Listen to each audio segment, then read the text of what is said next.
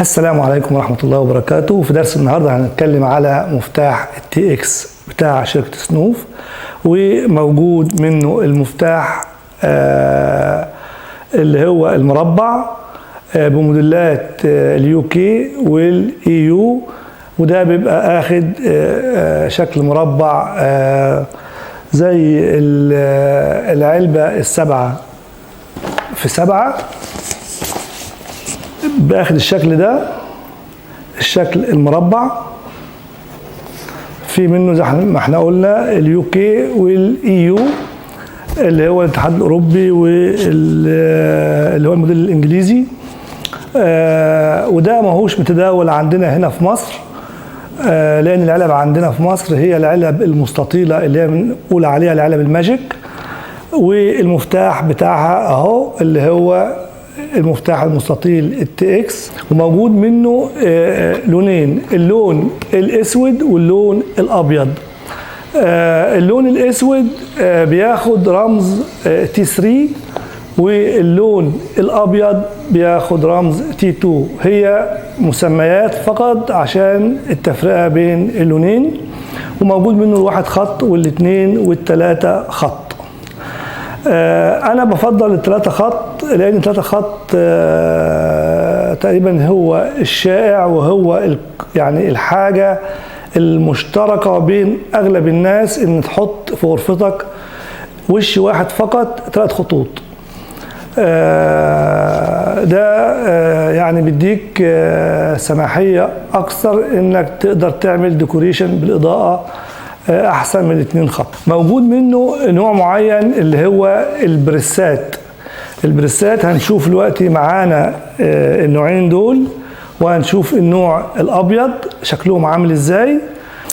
زي ما احنا قلنا الموديل الشائع في مصر هو موديل اليو اس، او الموديل اللي هو المستطيل من مفاتيح التاتش. في منه الابيض وفي منه الاسود. الموديل ده موديل محترم جدا، والتصميم بتاعه تصميم عالي، تصميم محترم. في موديل تاني طلع بيشتغل بتقنية اسمها ايوي لينك ريموت، وهو نوع البريسات ده بتعرف من خلال البلوتوث، اما النوعيات دي بتتعرف من خلال الواي فاي. طيب، شركة سنوف عملت للمفاتيح ديت حلول مبتكرة وجميلة جدا. الفنيين هيفهموا في اللي انا بقول عليه، ان هو بيحتاج مفتاح بقول عليه مفتاح ديفيتير او مفتاح ديفيتوري، بيبقى مثلا في الطرقات، او بيبقى جنب السرير في غرف النوم، بحيث هو لما يروح على السرير وعايز يقفل النور بشرط انه يقوم، لو الموبايل مش جنبه ممكن يقفل من مفتاح تاني. الكهربائية او الصناعية كانوا بيعملوا مفتاح ديفيتوري 3 طرف، بحيث يتحكم في الإضاءة من أماكن مختلفة. فشركة سنوف عملت حل الموضوع ده، عملت لمفاتيح التاتش حاجة اسمها ار اف ريموت، وش عملوا منه المنتج الابيض فقط، ما عملوش اسود، وهو وش بربط على المفتاح ده ار اف، يعني بسيجنال راديو فريكوانسي، بحيث يبقى زي ريموت كنترول، وهو بيشتغل ببطاريات، والبطاريات بتدوم في مدة طويلة، ولما بتخلص بتغير البطاريات. مش شرط يبقى في أسلاك في التوصيل فيما بينهم. طبعا الكلام ده كله هنشرحه عملي عشان الفنيين تباعا. والنوع اللي هو اسمه الام 5 اتعمل له حاجة زيها بالظبط اسمها R5، برضو بتربط عليه بتقنية الايوي لينك ريموت. انا ما اعرفش ايه تقنية الايوي لينك ريموت دي، بس انا متخيل ان هي بتعمل هوت سبوت نتورك هيدن مخفية، تتعرف على القطعة ديت، أو من خلال هيدن بلوتوث. بس أنا بيتهيألي إن هو بيعمل شبكة داخلية واي فاي بتربط بين المفتاح ده. القطعة اللي هوريها لحضراتكم دي ده بربط على ده بتقنية الاي وي لينك ريموت.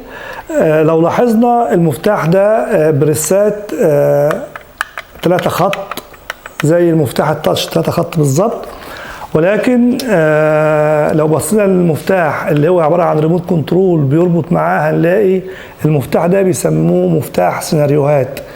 يعني هقول لكم يعني ايه فيما بعد. في بريسة هنا وبريسة هنا وبريسة هنا وبريسة هنا وهكذا الناحية التانية. إذن في 6 بريسات. طيب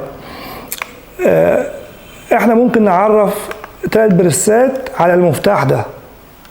طيب والباقي ممكن نعمل بيه ايه؟ بنعمل بيه حاجة اسمها سيناريو أو مشاهد مع شغل السمارت اللي موجودة عندنا في المكان، في الفيلا او الشقه ككل، بحيث بنعمل سيناريو ينفذ لنا مجموعه من المشاهد او الحاجات الاوتوميشن اللي بتشتغل بتسلسل معين احنا مبرمجينه مسبقا. لو دوسنا على ده دوسه واحده يعمل امر، دوستين يعمل امر تاني، دوسه طويله يعمل امر تالت، وقيس على الكلام دوت بقية البريسات الموجودة هنا. إذا المفتاح ده مفتاح رائع جدا جدا، ممكن يتحكم في الشقة ككل، وبيتحكم برضه بربط مع الحاجة اللي معانا في نفس المكان كمفتاح ديفيتوري أو مفتاح ديفيتير. لو جينا للمفتاح التاتش بتاعنا ده، في حاجة اسمها الار اف اللي هو ده بربط عليه واتعمل منه الموديل الابيض فقط.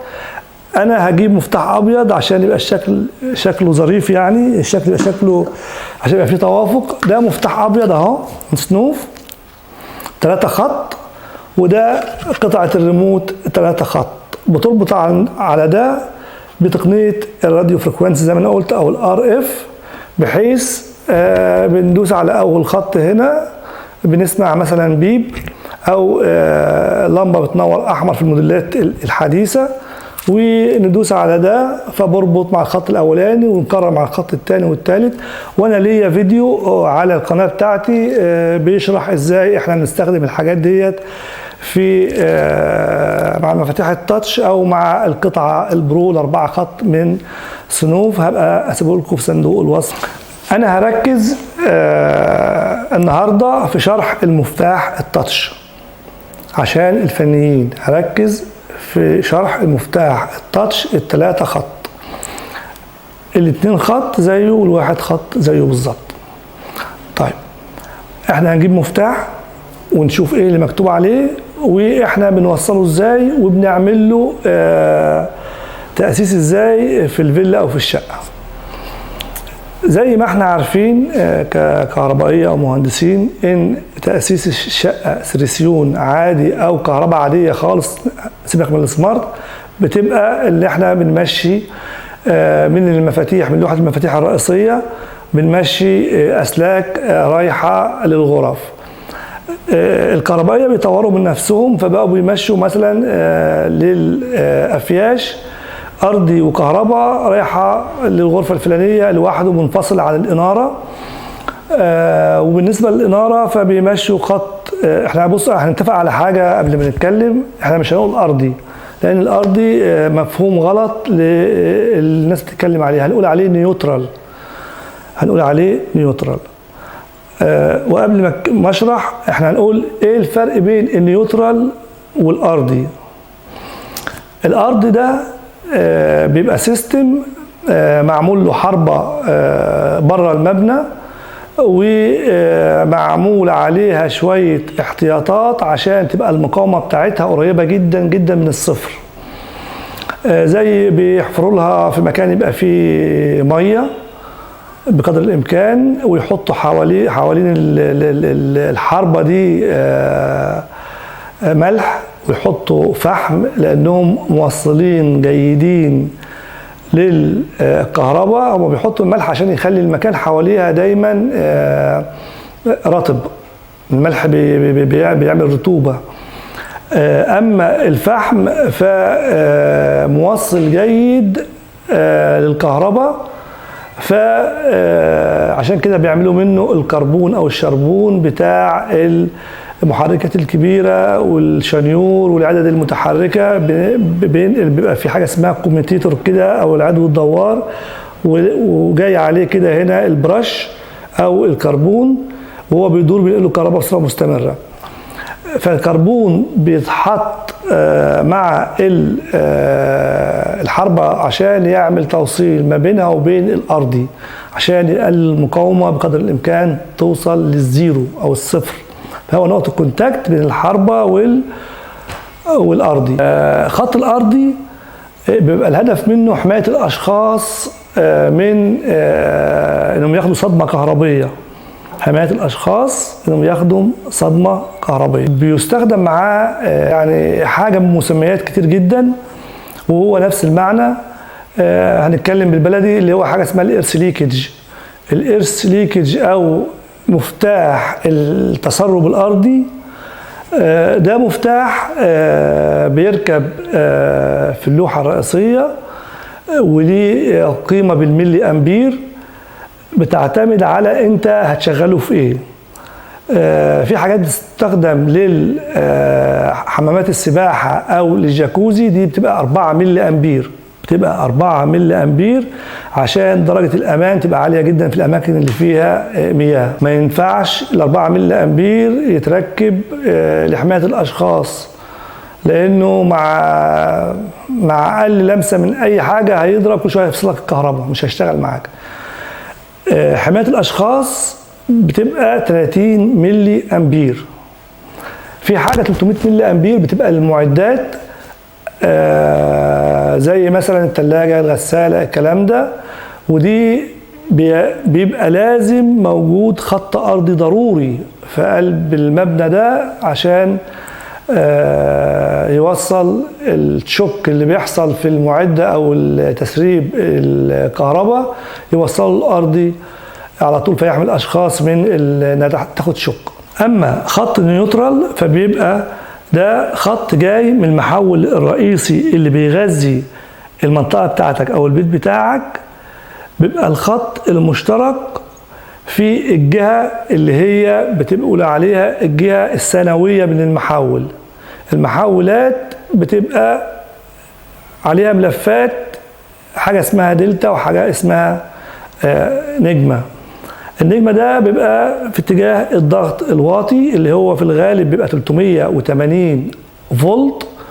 لما بناخد خط التعادل ده مع أي فازة من الفازات، لما نقيس الجهد اللي بينهم بيدينا 220 فولت، ده اللي بيجي حضرتك في البيت. يعني انت لما تلاقي مبنى داخل له 3 فاز، لو قست بالافوميتر بين فازة والاخرى هتلاقي قاري لك 380 فولت. لو قست بين فازة وخط النيوترال، خلاص بقى عشان نثبت المسميات، خط النيوترال مش الارضي، خط النيوترال، فبيديك 220 فولت. في بعض الكهربائية بيوصلوا خط النيوترال مع خط الارضي، يقول لك لا احنا كده بنحمي عشان لو سقط خط مش عارف يعمل. ده كلام فارغ وكلام مش كويس، لان ده كلام بيخلي المفروض الكهرباء اللي راجعه على خط التعادل او التوازن عشان يبدا توزيعها من جديد بتستهلك، بتروح للارضي، وده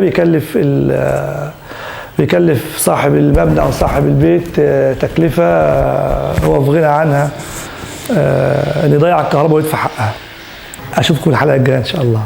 السلام عليكم.